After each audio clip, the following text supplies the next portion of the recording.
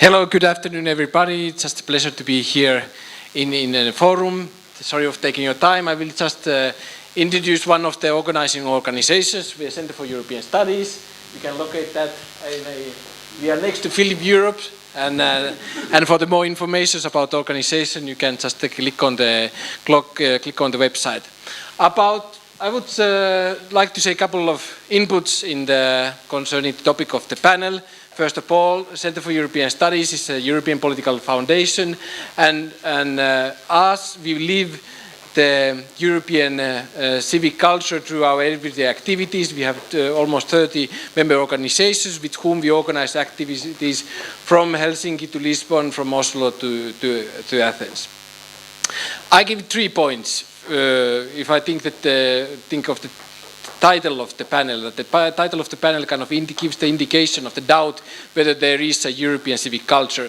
My first claim is that the European civic culture is a part of its sum. It's a kind of puzzle. It's a combination of the individual civic cultures, and obviously if you take two separate parts of puzzles and you look at them, they look different in shape and different in color, but if you put them together and look from distance, it starts to make sense. But obviously sometimes the pieces of puzzle don't fit quite so well, but as we see, history is in making and also shaping those individual puzzles. My second point is that maybe when we discuss about Europe, we should have a little bit different perception on time. Now, especially in politics, when we speak about Europe, we are very often expected to have one of the two positions, whether we are in favor. We think that the European Union and the federal Europe is our future, and then we are expected to support everything which leads to integration. Or we are expected to be against, perception being that we think that the future of Europe is still of the nation state. So one of these two options. But maybe there's a different way. Maybe we should look history, because many times when we speak about the future of European Union, the example of United States is used as an ideal model or possible model. But let's remind the history. When after independence war, United States, it was not a solid entity. It had many languages, Dutch, French, English, of course. It had many religions, many cultures. They didn't have dollar. They have a multitude of currencies. So it was a big mess for 70 years, conflicts in and out. And only after Civil War, it became clear that the United States is going to stay together. Which leads to my third and related point. Today in the European Union, we have institutions. We have a common currency. We have a single market. But where is the Europe? Does that make a Europe? And maybe, indeed, it is absolutely the culture and social change which will make that our common Europe. But in our world today, things happen very quick, in days, by weeks, and maximum by months. But social change and building a culture, it's not the issue of even of years, it's an issue of decades.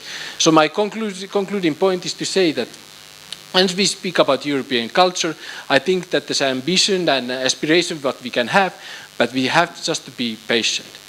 Thank you.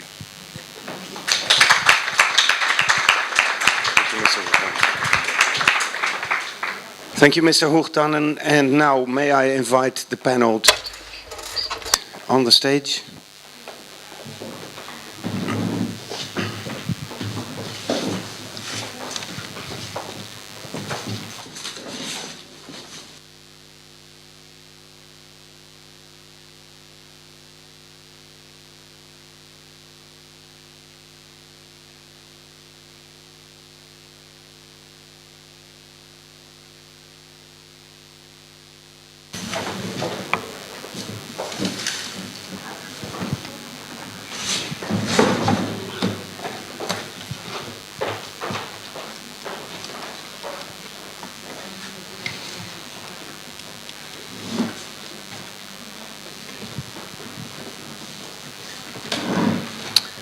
Good.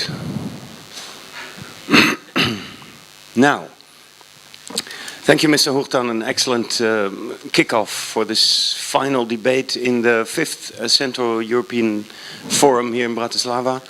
My name is Chris Keulemans. I will be moderating the panel with these 5 giants of European culture on stage.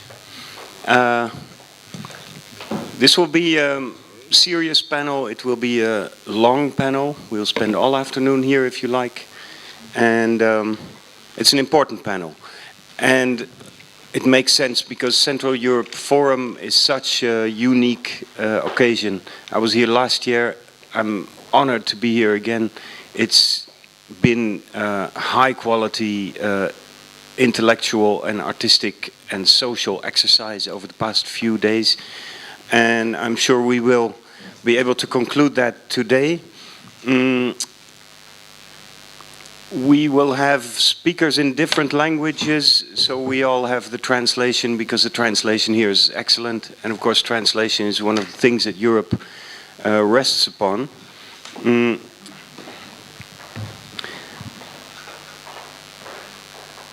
We are going to tackle the question, why is Europe still alive? We are going to talk about national civic cultures, and we're going to talk about European civic culture. We're going to talk about how to define them, what are the threats, what are the dangers, and after that part, about the dangers and the threats, we'll take a short break, and at the final part of this panel, you will be able to ask questions, and we will try to finalize the panel with a few hopefully slightly optimistic remarks to send you home. Because what I saw this weekend during the different panels here is the level is high, the attention is high, the quality is great, but the atmosphere, it has to be said, is pretty gloomy. If it's up to people like us, Europe would be fine, would be paradise. But there's a few people outside of this place that are creating problems, and we're going to solve them this afternoon. First, I would like to ask you a few questions, just for us to know who are we talking to. Who here feels that you are a citizen of Europe?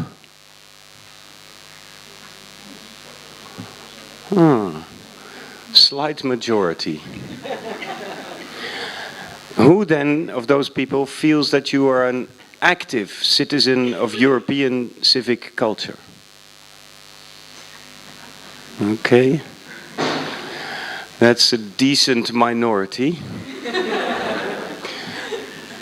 Who here feels you are an active citizen of Slovak civic culture?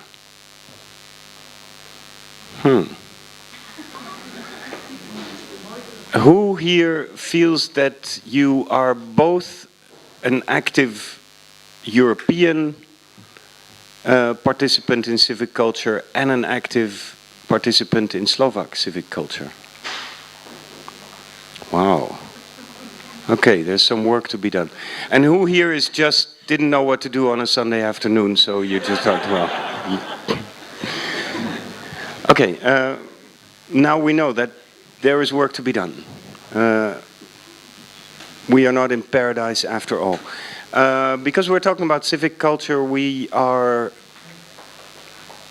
not going to talk so much, I think, about the political system of the European Union, about the institutions of the European Union, about the currency of the European Union. But just like Mr. Hoogtanen said, we will talk about the people, about ourselves, about the citizens, and about the culture we are creating together, and about the difficulties we are running into.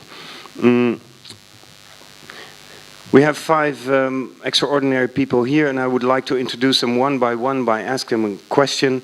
And I would like to start with my honored neighbor, Karel Schwarzenberg, from Czech Republic. Most of you will know him.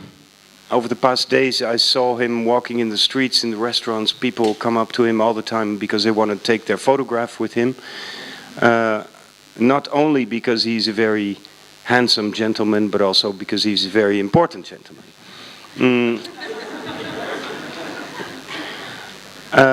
Well, most of you know him. He's running the political party TOP09. He's a member of Czech Parliament. He was the Minister of Foreign Affairs for years. He was the Chancellor to Václav Havel. He's the former chairman of the Helsinki Federation, so human rights to him are the cornerstone of European civic culture. And if things had turned out a little bit differently, he would not be here today because he would be the acting president of the Czech Republic.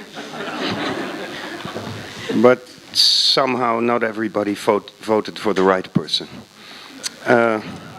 Mr. Schwarzenberg, Friday night you were on the panel here, you were on this stage, and you said in Central Europe we have no civil society. At least our civil society is underdeveloped.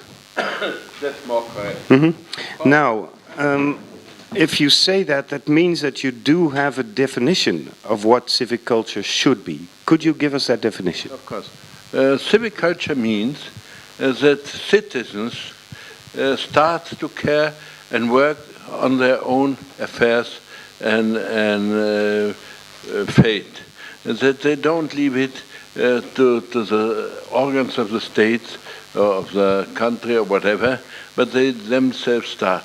It starts maybe with a small thing that some citizen put together and clean the local park in the town, or that they decide and to clean the reservoir, which is full of plastic bottles and several serious things. And it can be more serious. It makes only sense if you start at the level where you can achieve something. That they don't only speak in the pub how terrible corruption is, but they start to think, what can we do, the citizens of this township or of this village, that the corruption in our place stops. Because you see, the civil society begins at home. As long as you are engaged only in the big affairs of politics of the state, there are certain rules, have certain problems. You can, as civil society, sometimes achieve something, but as a rule, the political party and established forces are stronger. But if you start on your own village, on your own township, or in your own professional, in your own organization, association, in your own school, to get some people together so you can ameliorate, that's civil society. In the moment when you start to care for your own thing. Yesterday there was a panel here, and an esteemed colleague said a sentence which I would like to contradict, that the state is to procure happiness for its citizens. God beware of such a state. We have seen several states who promised us paradise and started working on it, and it ended as a hell. The state has only to procure a solid framework of institutions of liberty so the citizens can make their own happiness and care for their own happiness. But in the moment when they leave it to the state, as a rule it turns to hell, or at least to a purgatory. Thank you very much. So civil society starts at home, and the state has to do no more and no less than to create a solid framework Of liberty and law. of liberty and law. Now, Leonidas Donskis, next to you, is a driving force, I think, of a European civic society and of the human rights that are its basis. Leonidas Donskis comes to us from Lithuania, where he lives and teaches in Kaunas at the Vytautas Magnus University. He's a philosopher, political theorist, historian of ideas, and political commentator. Until the next European elections, he will also be fulfilling his term as a member of European Parliament for the Right of Centre Alliance of Liberals and Democrats for Europe. He's published, he's spoken, he's a champion of the principle of human rights that are at the basis of the European Union. And Leonidas Donskis just like Karl Schwarzenberg, I would like for you to start us off by defining what is, in your mind, civil society. I am quoting you from one of your many, many articles. Some time ago you said, civil society is a form of silent patriotism whose essence lies in the ethics of commitment and critical attachment to one's country. Could you elaborate on that? Yeah, very briefly. Of course, I cannot assume very lightly that what is written or said by academics or writers should become property of society at large. But I would say that once Ernest Gellner described civil society as something that remains even if the state collapses. Just imagine the state collapses, and the question would be, what happens next and what happens to society? And if we have some sort of ability to preserve the forms of civilized life, some sort of human interdependence, human compassion, the care. So this means that people are still able to continue the forms of civilized life instead of destroying one another. And this is civil society. This is how Ernest Gellner came to describe this phenomenon. At the same time, there is something mysterious about civil society. You remember quite well, as I do, Ralph Dahrendorf, in his imagined dialogue with the Polish gentleman, in his book, Reflections on the Revolution in Europe. So he wrote the following thing, that you need 6 months, very roughly, to introduce the free market. You need some good legislation, some good laws, and the free market could be introduced. You need 6 years of good practices to make liberal democracy work. But you would need 60 years to have civil society. So again, it's not something that we could take very lightly, but I believe that it's not a bunch of activists. I wouldn't reduce civil society to a group of civil rights or human rights defenders. They are crucially important, but we cannot reduce civil society to them. I take civil society as something that comes bottom up and which is very important in parishes, universities, on campus, on the church, which is crucially important in NGOs. And if I see some young people who graduate from Sorbonne or Oxford or Cambridge, and instead of becoming fat cats, in some European capitals, or establishing themselves as well-to-dos, if they go to create NGOs to help Tibet, this is civil society in the European sense. And I have seen many people like this, and the most valuable experience is that sometimes you have not seemingly naive humanists, but you have very down-to-earth people with a very strong sense of reality. And I've seen people who work for NATO, for instance, or state security departments, and they became passionate fighters for Tibet, for instance, which means a lot. This is civil society, and very briefly I would add, Chris, civic culture is a set of crucially important sensibilities, both moral and political, without which we would be unable to interpret not only European history, but even the history of our hometown. I come from the city which is simply impossible to imagine without German culture, German legacy, which is Klaipėda, or Memel in German.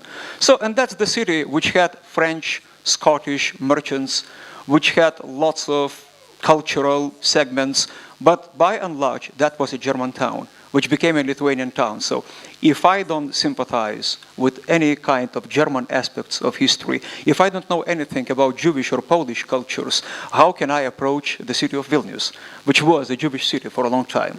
This means that without awareness, without sensitivities and well-informed opinion about diversity and this unique fabric of European life, I can be as active as I want. Nothing would happen. Thank you. So after Leonidas Donskis and Karl Schwarzenberg, we're sure that we're not talking about naive humanitarian activists. We're talking about intelligent, down-to-earth, active people. Then, yes, like Timothy Snyder, for instance.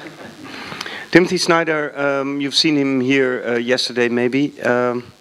From the US, now based in Vienna, where he's a fellow at the Institute für die Wissenschaften vom Menschen.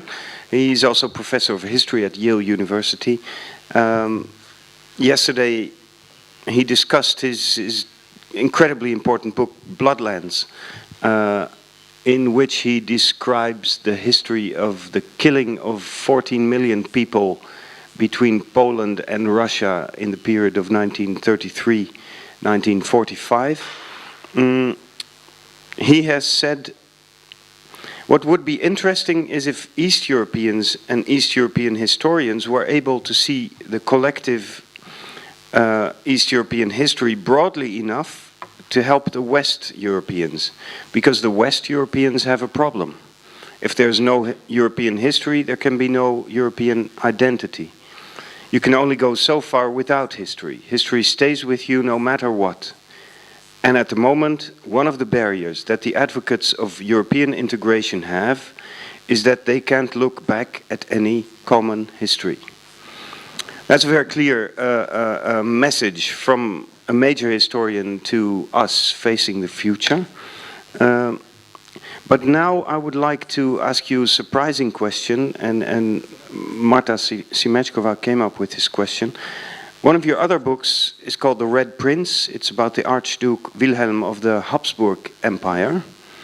And in one of the reviews of this book, I quote, "You suggest that the European Union itself looks not unlike the old Habsburg Empire once did.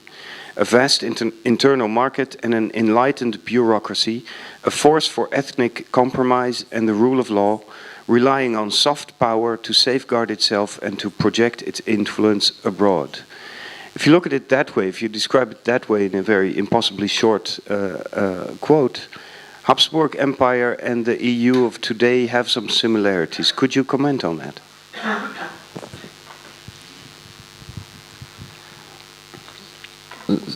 So I feel a little bit uncomfortable rehabilitating the Habsburg monarchy sitting next to Karl Schwarzenberg, because it creates possibilities for him that go well beyond being president of a small republic. But nevertheless, let me do so.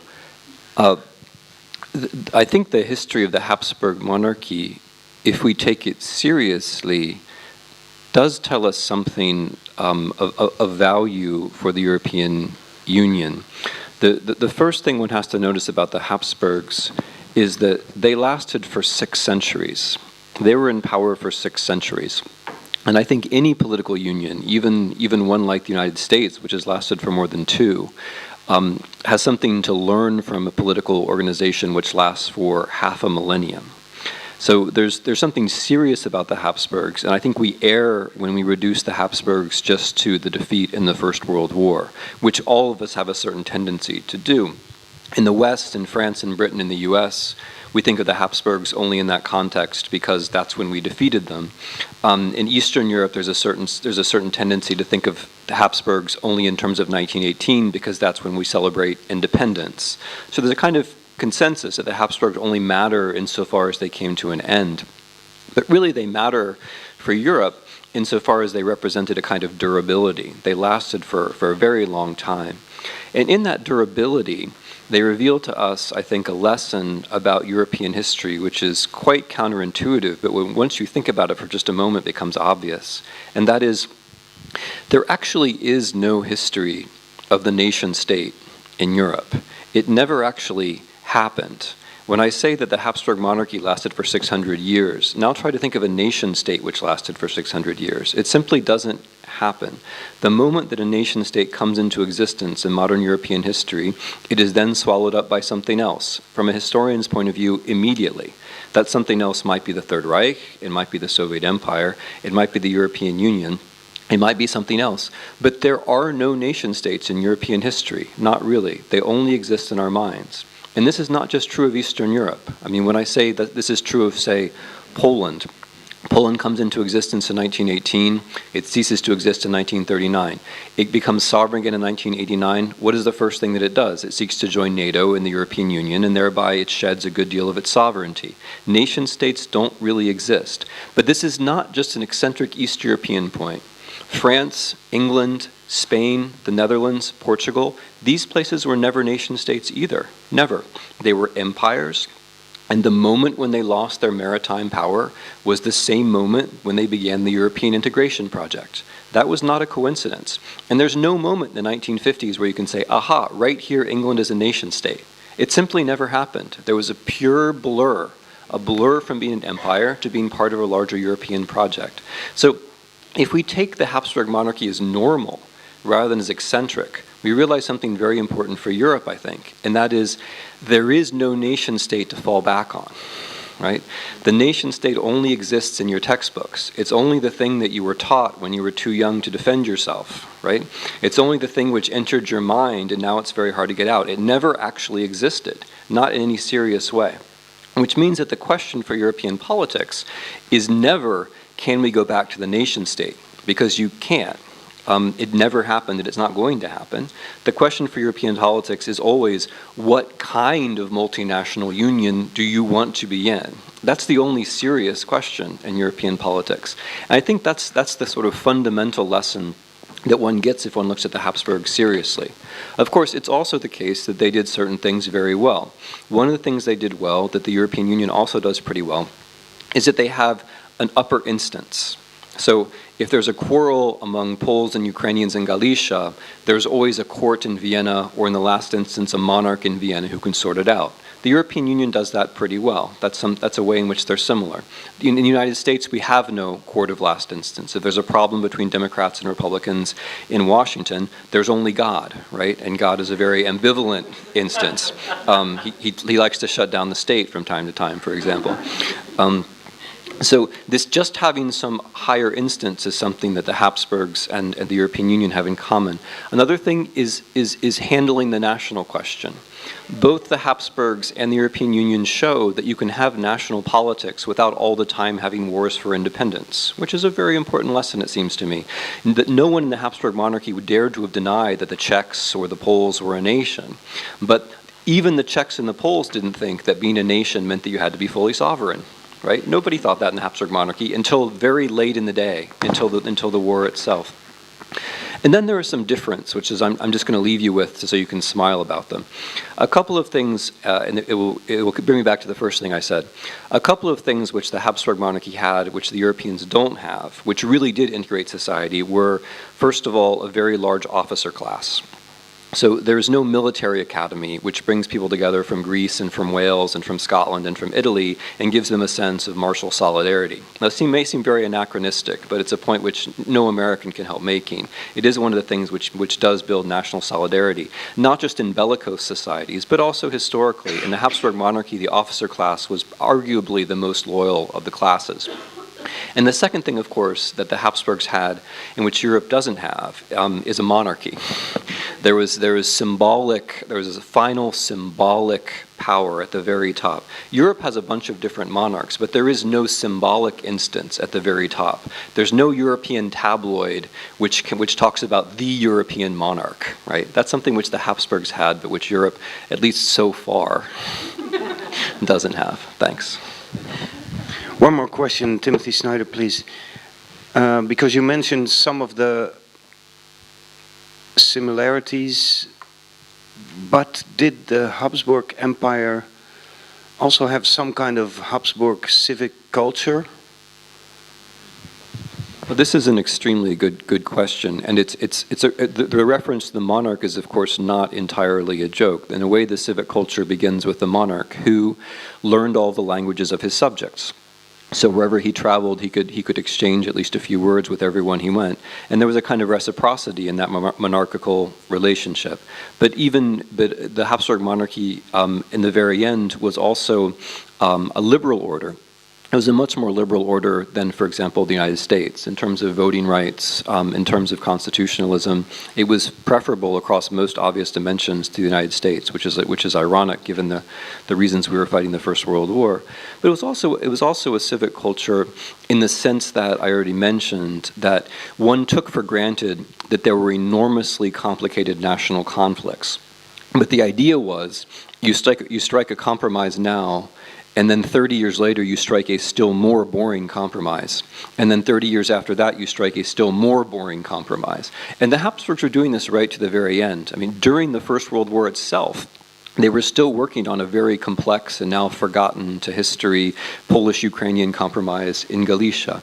So the idea that conflict is real, that conflict is there, conflict is forever, but that the culture is you always find some compromise given to the moment that's appropriate to the moment, that too was part of Habsburg political culture.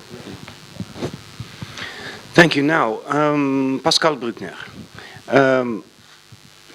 One of the most important French and European thinkers, who has published books of thought and novels many of us know. Throughout his work, he is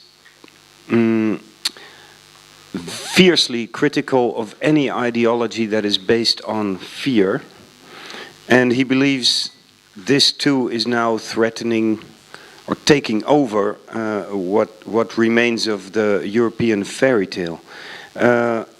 He has said you don't have to be an expert on economics to see that Europe is a mess.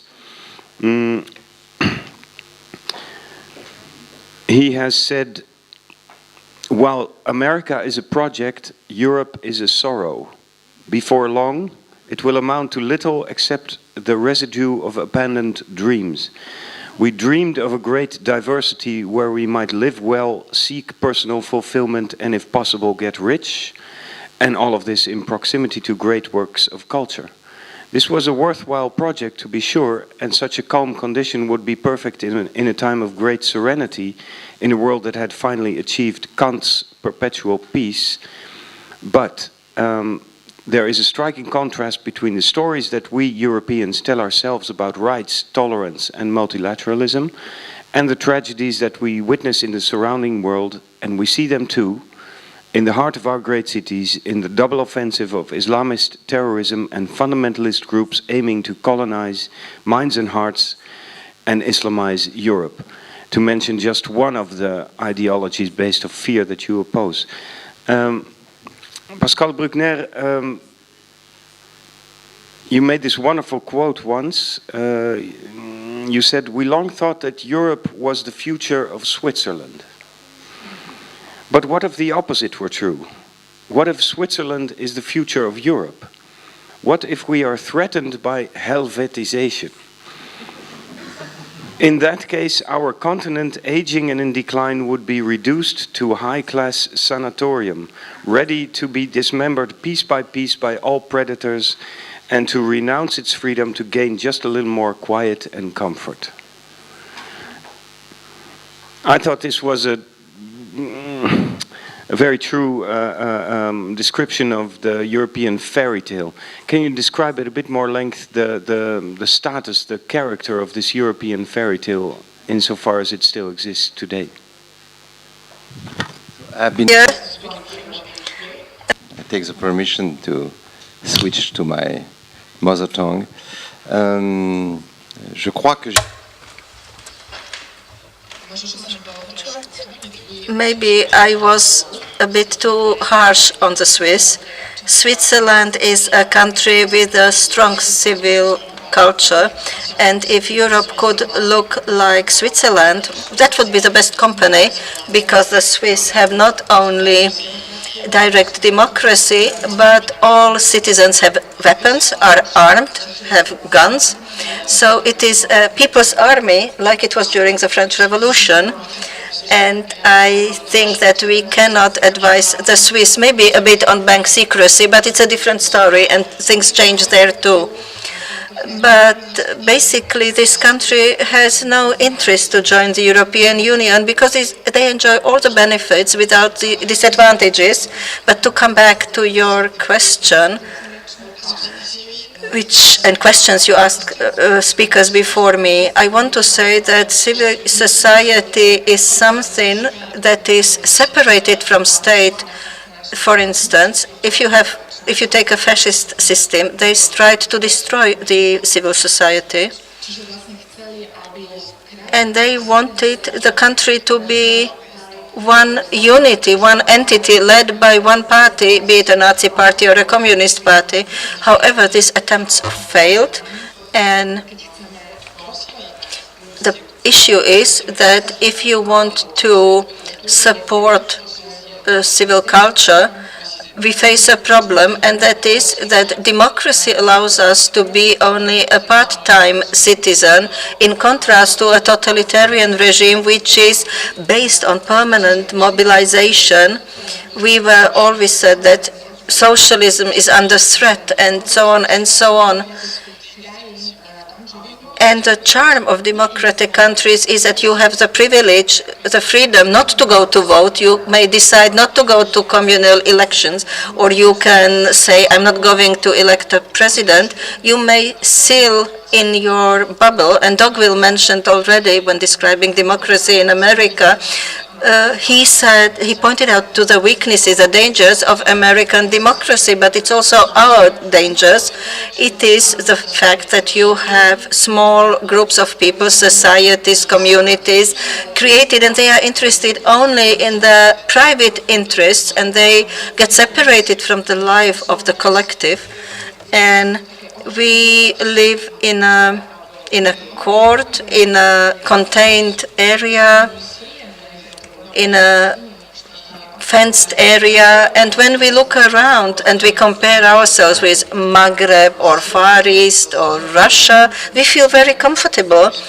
And we have this luxury to be interested only in our own affairs, and we don't have to be interested in the affairs of the country, which means that we are citizens, but also individuals, business people, patriots, and so on.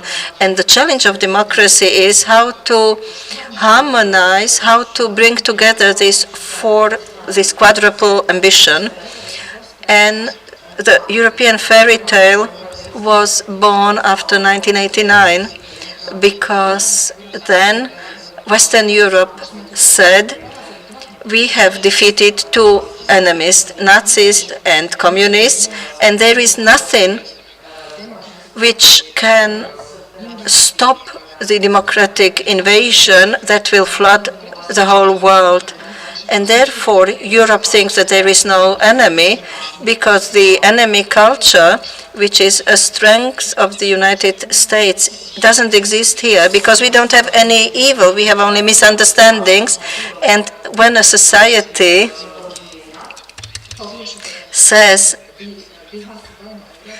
that they will declare war on Europe, then it will be probably because we have a misunderstanding.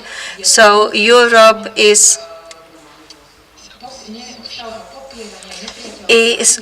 continuously denying the animosity of others. It's maybe charming, attractive, and intelligent, because, for instance, in the United States, George Bush wanted to declare war under any disguise. But in France had recently been involved in two wars, in Libya and Mali, and maybe we will have to go back to Mali or to Africa. But this is so separated from the question of animosity of an enemy. So in fact, in our manifestations, we are becoming angels, or it is becoming angels.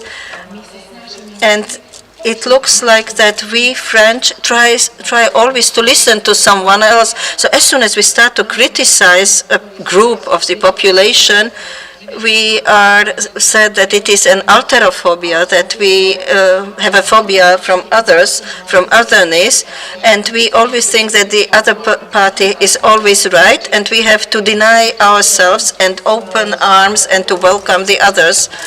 I think let's take another symptom, euro. Take the banknote of euro when we have Deutsche Mark, Spanish peseta, or any banknotes. The banknotes were illustrations, pictures. You see the important figures from nations, people who contributed to the development of their homeland. In Germany, it was Beethoven and so on. And what we have today in euro, bridges, arches. So Europe has become a country that only receives everything. Jean Monnet always said, I want to be a European who cares about human rights.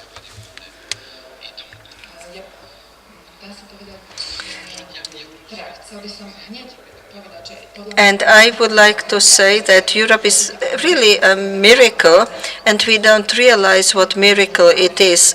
But if we want this miracle to continue, we must also realize what dangers are there outside and who are our enemies who want to destroy us. And this angel-like perception, which is a part of our way of thinking. We should be aware of both aspects. Thank you very much to the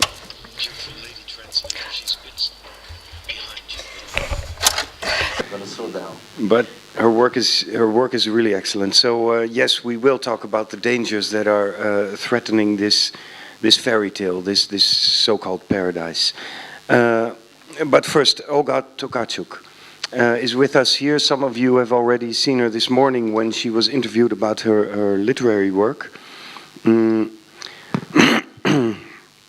And she's one of the maybe the most popular Polish writer of her generation right now in Europe, translated into many European languages, beautiful, beautiful novels and short stories. Olga Tokarczuk, your work, as far as I know it, and I've read only part of it, is very often about people, sometimes about animals that are living in a parallel world, just outside of the official society as we know it, just outside maybe of the European Union narrative that we want to be part of.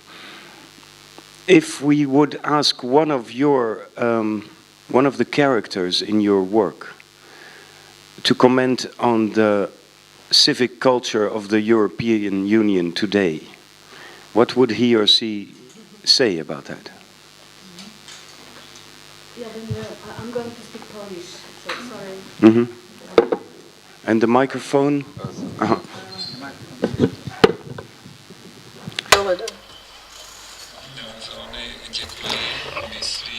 Thank you very much.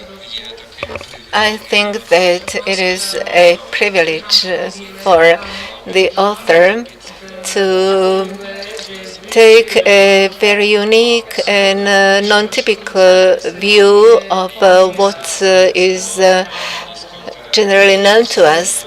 The angle of viewing that I have chosen gives another perspective. It is an attempt to take this view from the peripheral area.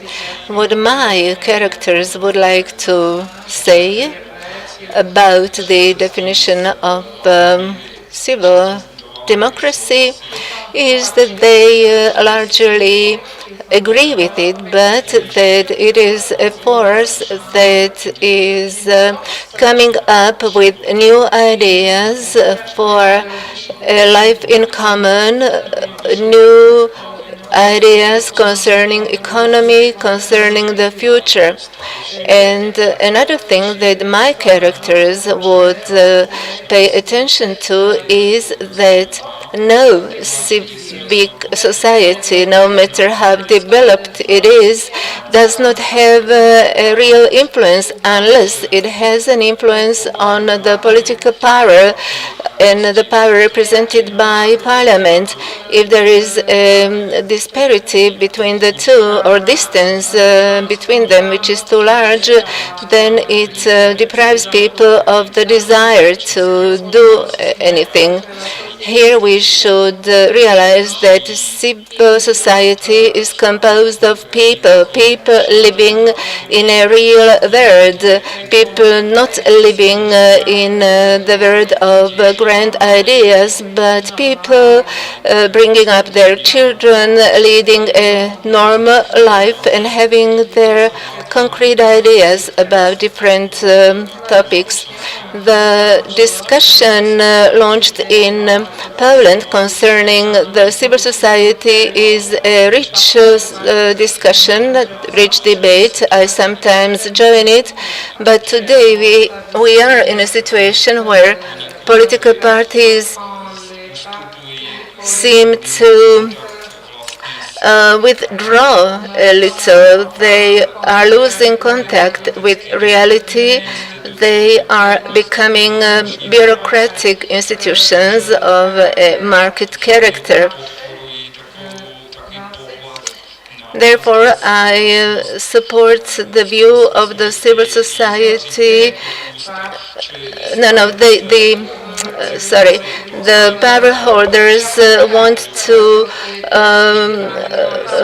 weaken civil society by limiting the topics that it should deal, and they would try to limit it to very basic or down-to-earth issues. I would like to illustrate what I am saying by something concerning Helvetization. Helvetization is something that I would like because it is the culture of referendums.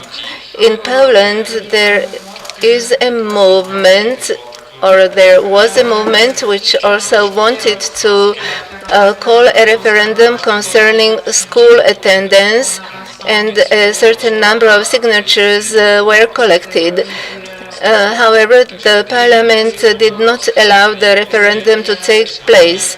So we see this distance between desires and activities of citizens on the one hand, and the big politics on the other hand, which does not consider certain themes to be quite important because they think that what is important is, for example, budget and similar questions.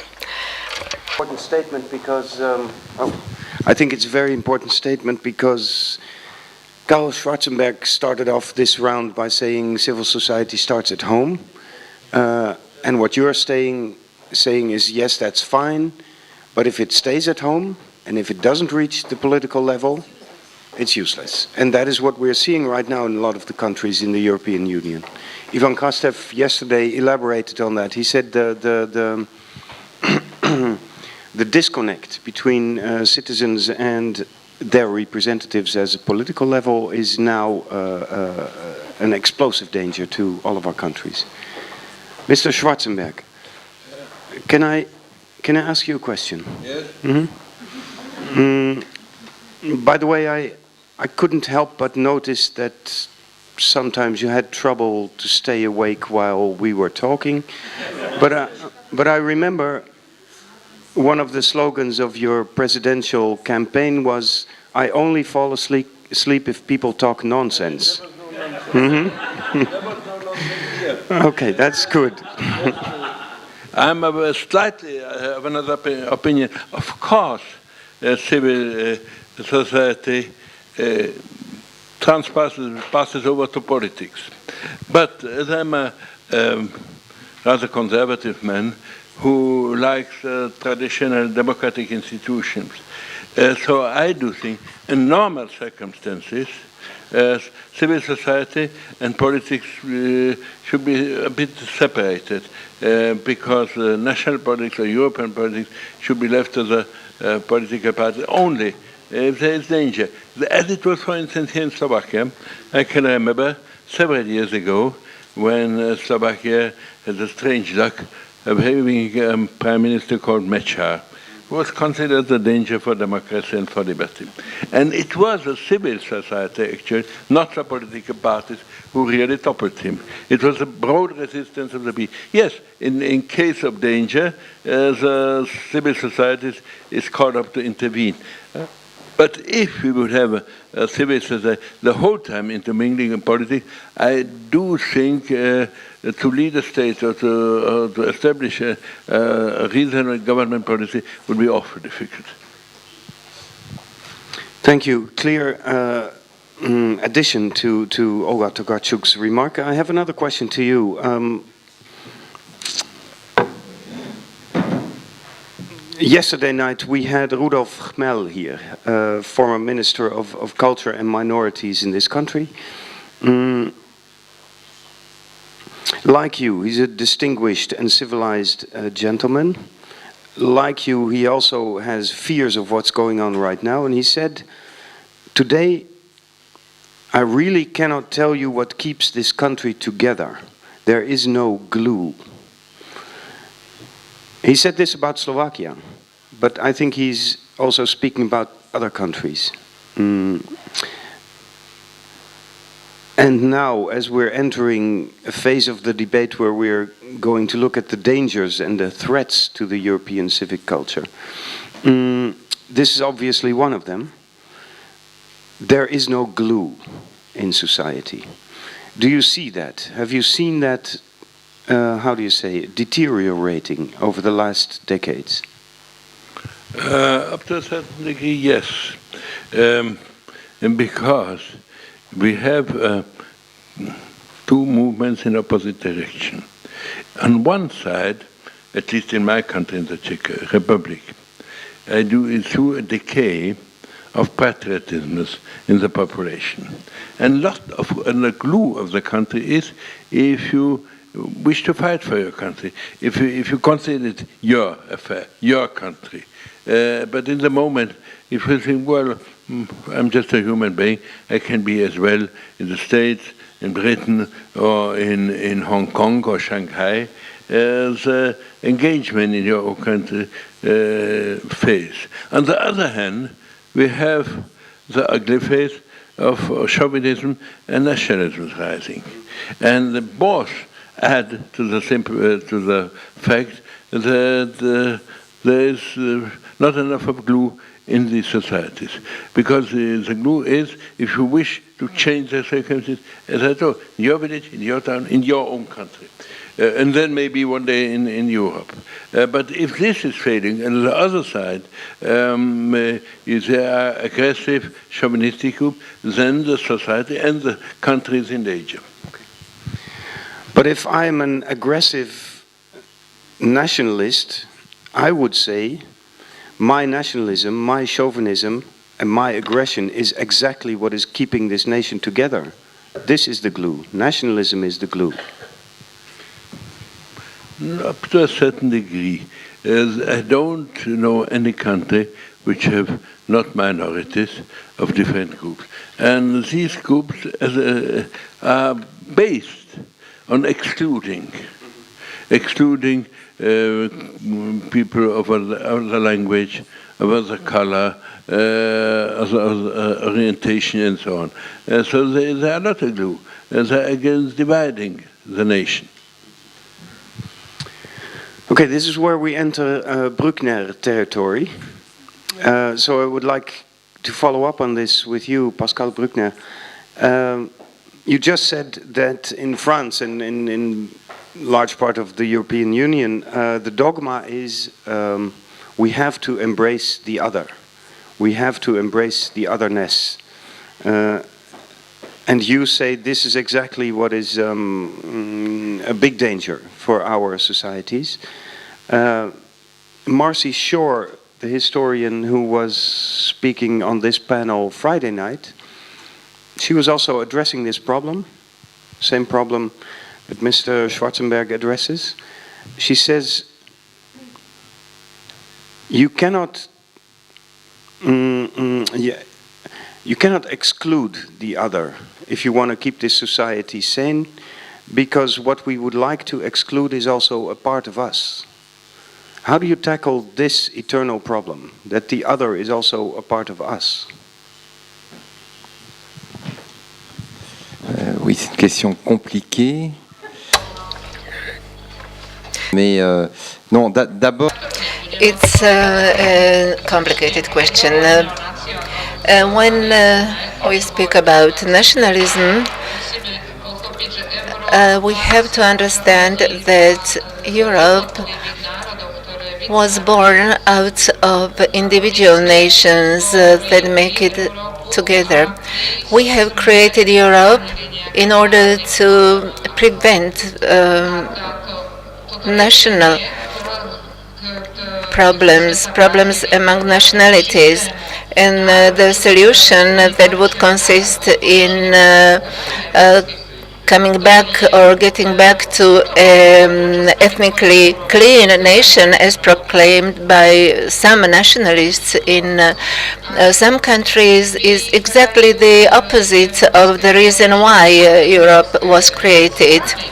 Anti-European parties are winning or are doing very well in some elections, and this is quite unacceptable because they are enemies of Europe. They want to destroy Europe, and this is really a paradoxical situation.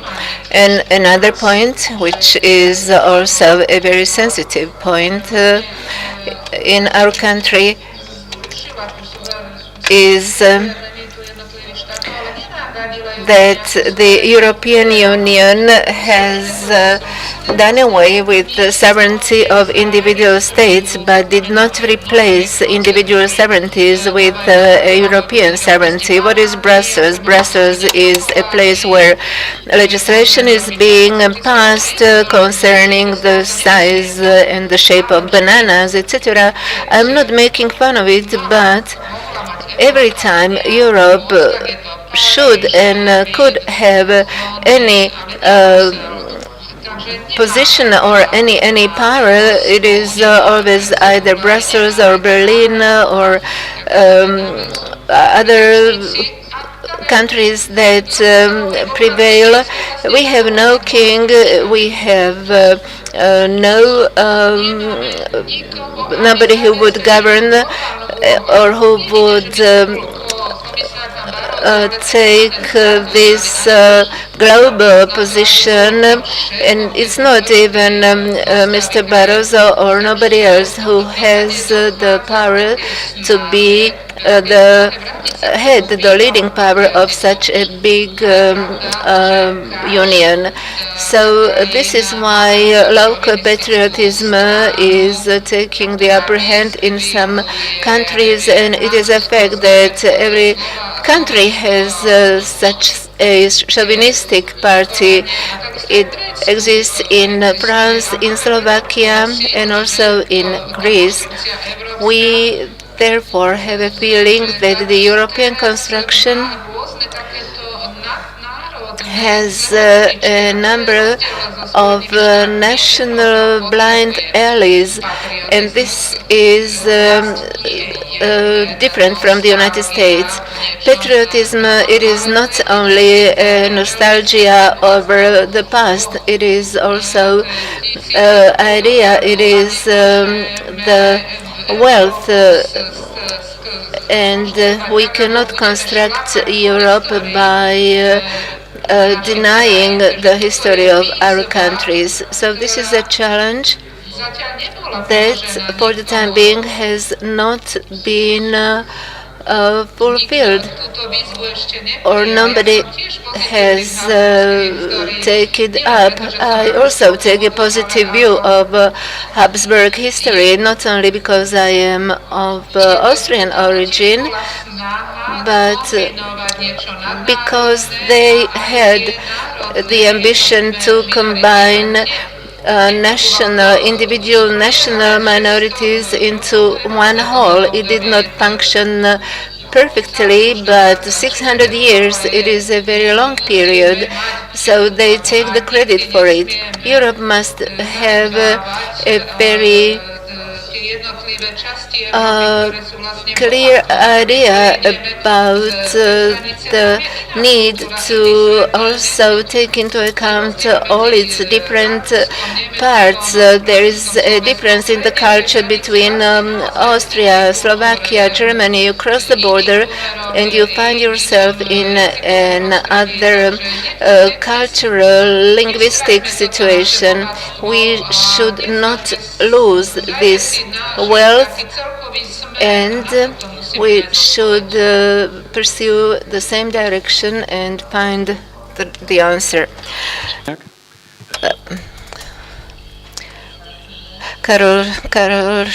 We should realize that, of course, we entered a difficult stage in the European development. But I won't call it such a deep crisis. I still don't think that the majority, even in the Euro-critical parties of Europeans, are against Europe. They don't feel oppressed as they felt during German occupation or during Soviet occupation. But there's a terrible agacement with Europe. And this agacement drives us sometimes mad, which even me, I agree. And that is because we didn't keep to the principle of subsidiarity. At one side, the European institutions, when they developed since the 50s, the beginning, eagerly accepted each competence and responsibility they could to strengthen the European institution. On the other side, politicians all over Europe, sometimes because they knew that a measure, a law, a regulation would be accepted in their own parliament, quite intelligently moved it, so it came back as a European Parliament. They smiled and said, we are very sorry, but that's a European regulation. And I don't see at all why, for instance, as we are in Slovakia, there's a wonderful cheese produced here in the mountains, in the Tatra of Szczepok. The same cheese is, of course, produced on the Polish side too. They have very close names. And it's decided in Brussels if the officially accepted name will be the Polish or the Slovak version. What the hell has to do the Brussels with the cheese in the Tatra? Or why we can't call a confiture the way we like it, why we have to expect? Or that's the cowardness of European politicians in different nations.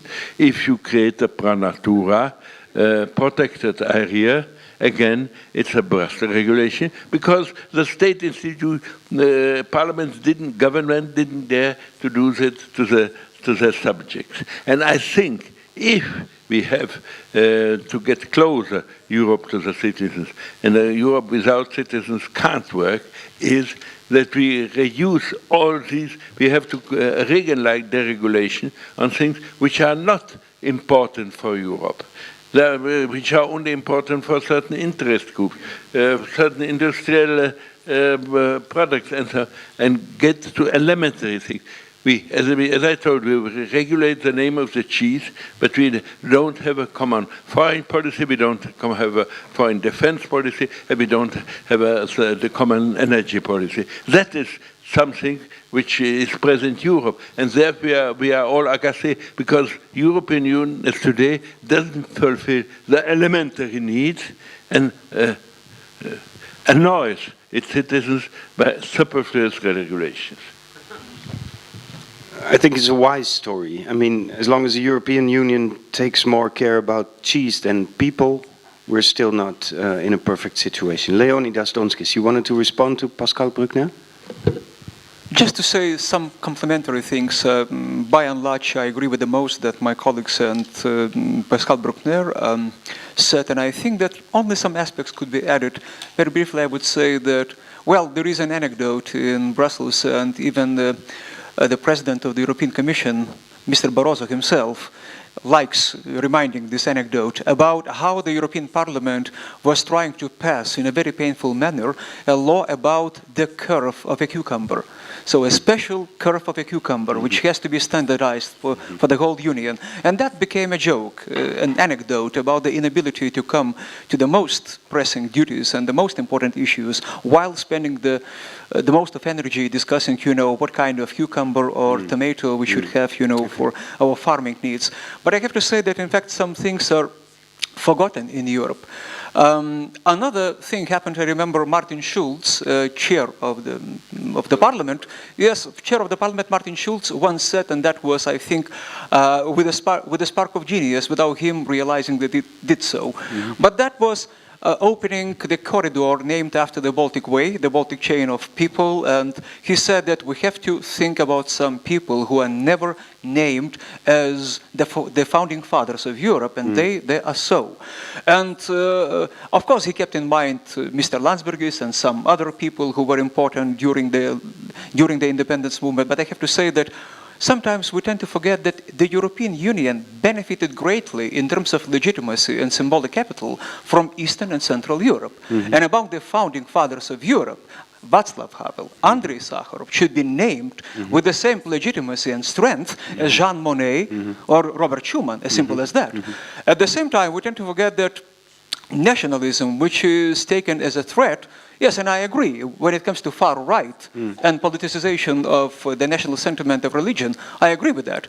But we have to understand one simple thing, that in the 19th century, nationalism was a brother to liberalism, as Gellner noticed, and then the path diverged.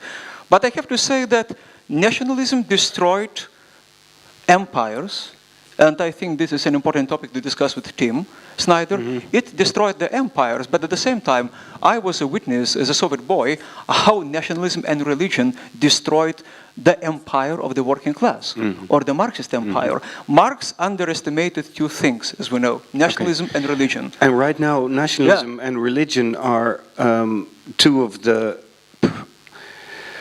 how you say, the huge topics that this Union is struggling with. I want to ask you something about this nationalism. Last night you asked a question to Timothy Snyder during his panel, why he thought that during the Second World War the Lithuanians were so quick and so efficient in collaborating with the Nazis and killing the Jews. There was an undertone in your question. The undertone was, could something like this happen today? And I was thinking about that, and I thought, what you're touching upon is something very explosive in Europe right now. We have nationalists. We have minorities. It's very tough to get them together in some kind of decent society. Why? Because both of them very quickly choose for the narrative of I am the victim. The victimization, the narrative of the victim. I'm the victim, so I have the right to protest or to exclude others or to walk away from this bureaucracy. Do you see that, as a member of the European Parliament, do you see that the narrative of victimization is taking over? Absolutely, especially self-victimization. And to be honest with you, I have to say, Chris, that, well, I've written a lot about these problems, and I have to say that democracy never benefits from what I would say is a comparative martyrology, whose essence lies in the question who is suffering the most. Or, for instance, the question about, Olympics of suffering. I'm using Anthony Polonsky's definition of that. So I have to say that there are many indications in the Baltic states.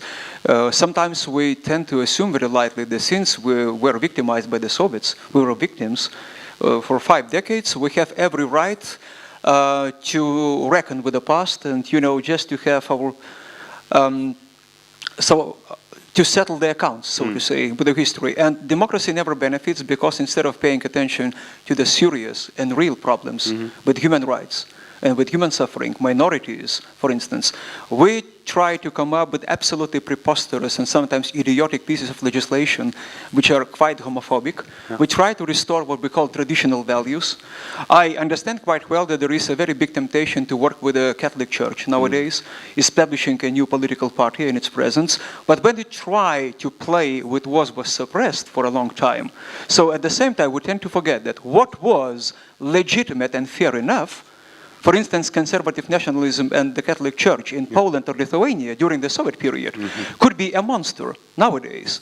We tend to forget that everything depends on the context. And that's why if we allow those things to play a very ugly game, we can end up in a situation where we will be observing the situation in an impotent way, like it was with Sarajevo and the massacre, of Srebrenica. thinking that we're full of noble-spirited and noble-minded ideas when we are just unable to lift a finger to save a human life. Before we continue this with Timothy Snyder, I would like to ask Pascal Bruckner to comment on this, because you have claimed that Europe is so terrible at solving these kind of victimization stories because of our guilty conscience. You say this guilty conscience of Europe that has been responsible for some of the biggest crimes in the past centuries paralyzes us now in finding solutions. Oui, alors je suis tout à fait d'accord avec ce que vient de dire. Yes, I agree with it. The status of a victim always depends on the context, and we had, so to say, dynasties of victims where the status was passed from father to son. And speaking about this guilt conscience in the West and elsewhere, of course in the West it was different because you were occupied, colonized by the Soviet Union for up to 50 years, whereas we and the France, being a former imperialist colonial country, the same as Spain, Portugal, and other countries, have this guilty conscience, and we are being reminded of it, of the descendants in the former colonized areas. So these are the roots of this feeling of culpability. And so what is this challenge? I don't know if we have succeeded or not, but in our country, unlike in the Anglo-Saxon model, we waged our bets on multiculturalism. It means that irrespective of the origin of a person, when this person comes to France, the French Republic considers this person to be a full-fledged French. Of course, these people still have this heritage of their origins, so they find it difficult to integrate into society. Then there are two aspects. First, it is the economic crisis, which currently exacerbates all the problems, because in the past, when people would come to France, they would find it quite easy to find a job, to buy a car, a house, and identity problems at the time were not as important as they are today in the times of crisis. And as a result, some minorities have the temptation to place themselves in the status of a victim because they claim they are discriminated against in a terrible way by the French society, that they are not taken as equal citizens, but they are viewed as people coming from other countries. And this problem will be much more difficult to tackle in the difficult times that we live today. You spoke about the glue. What is the glue for a society? I can give you my answer. An agglomerated society is a bad society. Montesquieu said that where there are no conflicts, there is no democracy. So it is great for people to revolt, to take part in marches, demonstrations, but the problem arises when the atmosphere in which such demonstrations are taking place is unpleasant. In France, we have such a situation. We have a decay of society where every group, every group is defending its interest against the identity of called Paris, which is automatically taken as enemy. So there is not only civil society against the state, but it is also minorities that are revolting against the central power, and this is not democracy. Pascal Bruckner, this is not democracy. Timothy Snyder, you've been taking notes, and by now I know if you do that, that means you have a story to tell. Well, as you've been asking questions, Chris, I've been thinking about the relationship between the old East European idea of civil society of the 1970s and 1980s and the civic virtues that we've been discussing. And I've come, as I listen, I realize that it might be the case that this East European idea of civil society has something to offer that we're perhaps overlooking. Let me give you the examples which incline me to think this. And they all come from things that we've been talking about. The first is, I've been thinking about how the European Union functions today as opposed to how the same parts of Europe interacted before the Second World War. I don't mean during the Second World War, which is obviously awful. I mean before the Second World War. So as Pascal Bruckner was speaking, I was thinking about Franco-Austrian relations in the 1920s and 1930s. And these relations were awful. They were vicious, they were manipulative, and behind it all hung the threat of violence. There was always the idea that there could be another war, that things might change a second time. When you read diplomatic papers from the 1920s and 1930s, I mean, Leonidas can speak about what it's like to be a member of parliament. All I can do is tell you about documents. But when you read documents from the 1920s and 1930s, there's an almost palpable sense of the possibility of violence in European diplomatic relations. And then when you read diplomatic papers from the 1970s and 1980s, from the same capitals, people writing literally on the same desks in, say, Paris or in Vienna, the tone is completely different. You would think the French and the Austrians have always been such lovely, nice people, accommodating, compromising people, unless you knew how they wrote about each other in the 1920s and the 1930s.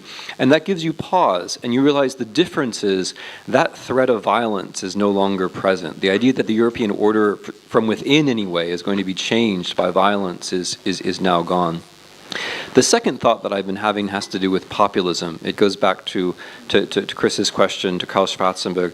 I mean, it seems to me that national populism isn't just more patriotism. I mean, there's actually, I think, a fundamental distinction to be made between patriotism and populism.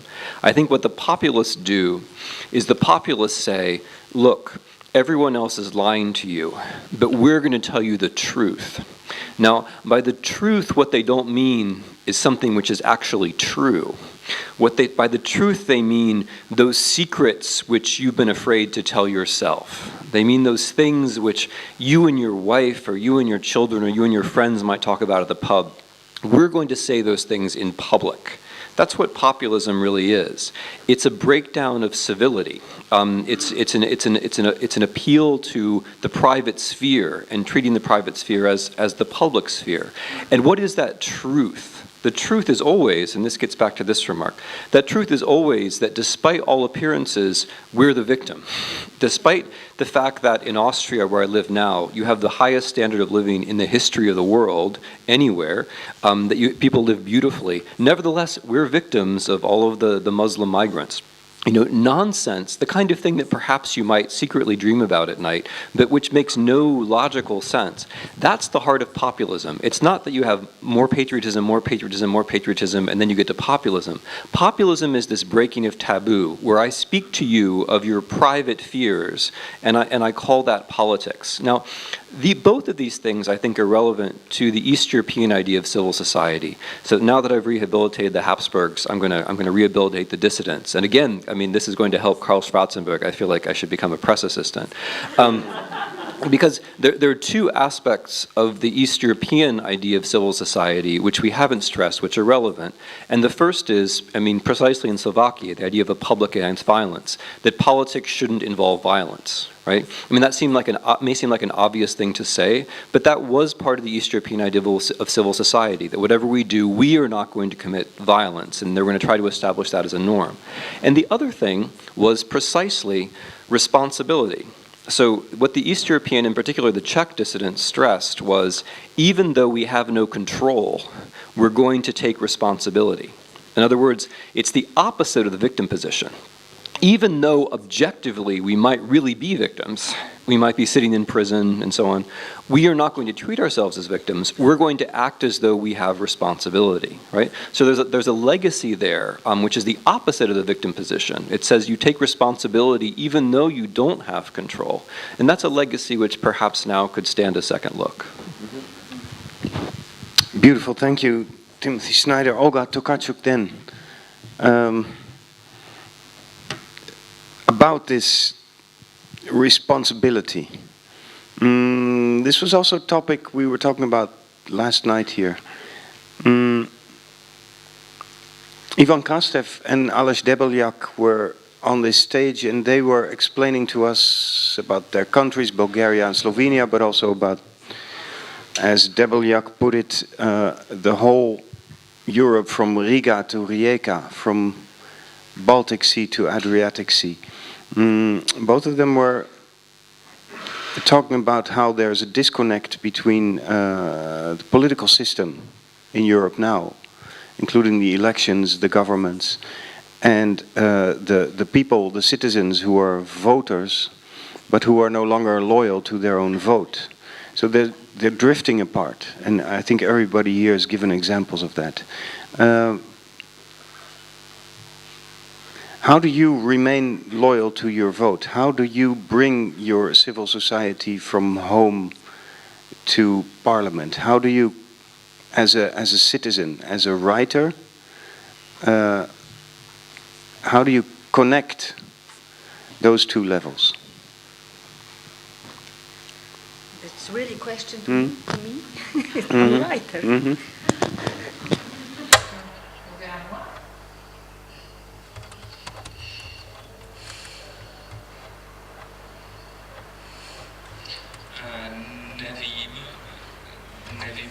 I really don't know what to say.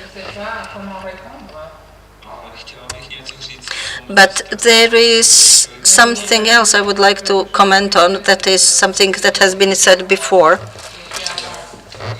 I think that there is a contradiction between Europe and a nation. I think that may be too sharp said. You have asked at the beginning who feels an active member of the European civil culture and the Slovak civil culture. I think that more people felt a part of European society, of European civil society culture. I think it's easier to feel a European than a Slovak or a Pole. For me, this definition of Europeanism is something broader. It's a house where everybody can find a place. And I also remember another anecdote, another story, which illustrates what I want to say. I myself traveled once to Korea,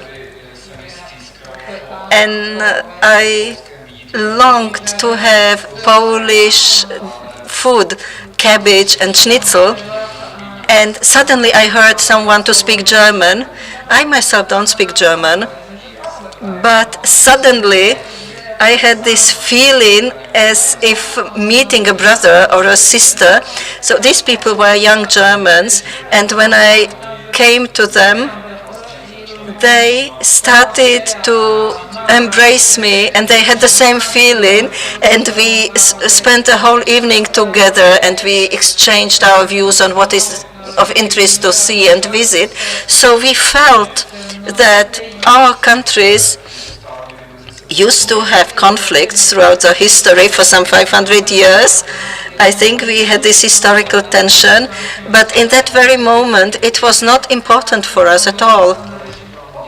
And I feel something very similar when I come home to Europe from my travels abroad, and when I cross borders in Romania or I land in Paris, I always have this feeling, okay, now I'm at home. And it doesn't matter whether it's Paris or Bucharest. So if I had to characterize what is Europeanism, then I think it should not be in contradiction to nation, because I think all this together may form an entity. And Karl Schwarzenberg and Leonidas, quickly. Well, Steiner mentioned the different tone in the diplomatic relation, in the reports of the ambassadors and instructions of the ministry between the 20s and 30s and the 50s and 60s. And that's it's only surprising because we omitted to mention here the real founding fathers of Europe. Their name was Adolf Hitler and Josip Vissarionovich Djougashvili. Without them, there wouldn't be any European Union. Let's admit that. They forced us. They made us to think in a European way. Without them, Jean Monnet wouldn't have had the chance in Washington to write a plan for Europe after the war. And of course, as they are disappearing behind the horizon, one strong impetus of Europeization disappears. We don't feel anymore endangered, and therefore we are not so much interested in Europe. In the 50s and 60s, when there was the imminent Soviet danger, of course we were sticking much more together, and we were trying to pull together, and Austria, which had to stay neutral, did all kinds of tricks to get as close as possible to the European economic zone. So that's the real fact.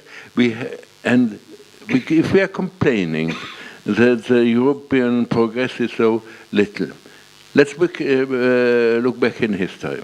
We have three big unity movements in the 19th century: the German, the Italian, and the American. All these states were stabilized only after big wars.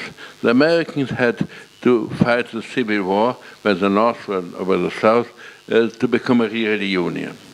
The Germans had to start the war against France, so Bismarck achieved his aim to create a unified German Reich. And the Italians needed the wars of the Risorgimento. We have achieved also progress without the wars. We left the wars behind us. And this is an incredible progress. But that explains too why it is now we have become so slow. Because, of course, patriotism, unity is something of emotion too. And beautiful papers written in Brussels and regulations and all won't create European patriotism. That creates if we fight together. That's a well-known fact. So let's hope we won't need still a new war to unite. But I would ask you to be more tolerant towards European progress, because what we achieved till now was without these methods, which Bismarck, for instance, considered necessary. Excellent. Leonidas Donskis. Yes, briefly, I would say that I would like to make just 2 points. One of them is that sometimes we have to clarify some points concerning Eastern Central mythology or variety of Europe.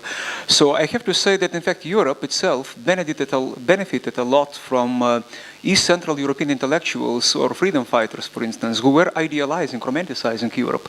I would like to remind you that Milan Kundera, in his essay, The Tragedy of Central Europe, wrote that if to be means to exist in the eyes of those we love, Europe doesn't exist anymore. You remember that.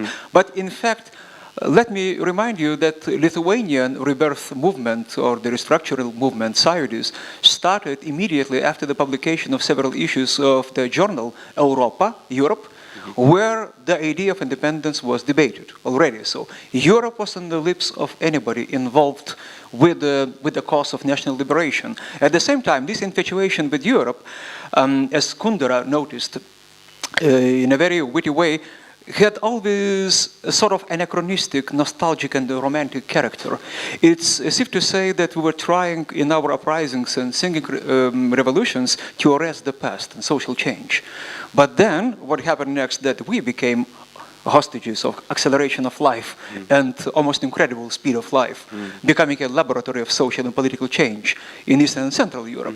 And another thing which I would like to mention is that there is a profound misunderstanding of Europe when we talk about human rights discourse as something imposed by the West on the East. It's the other way around.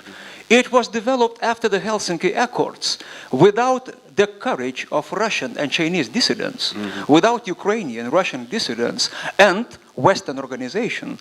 It would never have been possible. And that's why I would like to remind you that, in fact, even the Human Rights Watch is the latest title of the organization which came into existence as the Helsinki Watch under Arja Nair, and that was after Helsinki. And that's why the real founding fathers of human rights are Eastern and Central Europeans. Excellent. It's a profound misunderstanding to imply that West Europeans are exploiting that discourse, trying to shame us. As you said before, yes. As you said before, the human rights story was and continues to be, as Michael Ignatieff rightly observed, a happy combination of Eastern courage and Western organization. Yep, absolutely. So, with that, I'm pretty impressed by the way that these 5 people, that all of you have been able to stare into the dark sides of Europe, and at the same time never lose your let's say, fighting spirit. We will take a short break now. After the break, it will be up to you to ask questions. Make them difficult, clear, and short. After the break, we won't be seeing Timothy Snyder because obviously he has a very busy life being the press officer of Karel Schwarzenberg. So he will have to leave, unfortunately. We all understand that. I was very happy, though, Tim, that you left us with the memory of the legacy of the Eastern European dissidents, which was we might be victims, but we will not act as victims. We will take our responsibility. With that, we'll take a 15-minute break, and after that, we'll be here again. Thank you. Tu opäť stretneme. Ďakujem.